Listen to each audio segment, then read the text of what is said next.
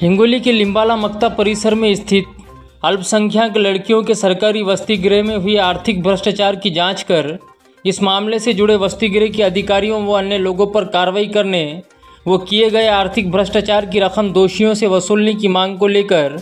15 अगस्त को जिलाधिकारी कार्यालय के सामने आत्मदहन करने का इशारा ज्ञापन के माध्यम से MIM हिंगोली जिला महासचिव पठान इमरान खान ने दिया है। आज माननीय जिल्हा अधिकारी साहेब यांना निवेदन देण्यात आले।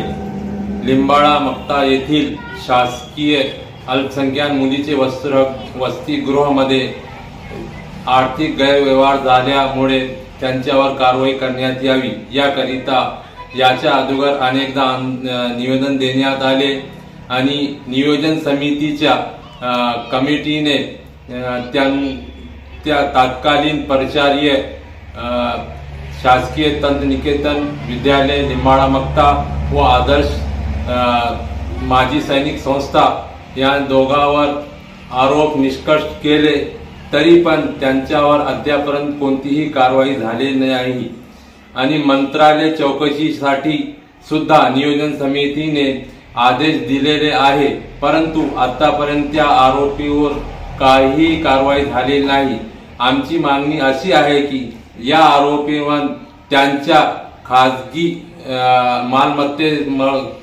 मालमत्तेतून शासकीय जे आर्थिक गैरवापर केला आहे त्याची वसुली करण्यात यावी और त्यांच्यावर फसवणुकीचे गुन्हे दाखल करावे तरी पण आतापर्यंत त्यांच्यावर कोणतीही कारवाई झाली नाही। म्हणून मी 15 ऑगस्ट स्वातंत्र्य दिनाच्या रोजी आपल्या जिल्हाधिकारी कार्यालयासमोर आत्मदहन करण्याचे ठरवले आहे। काही अनुचित प्रकार घडल्यास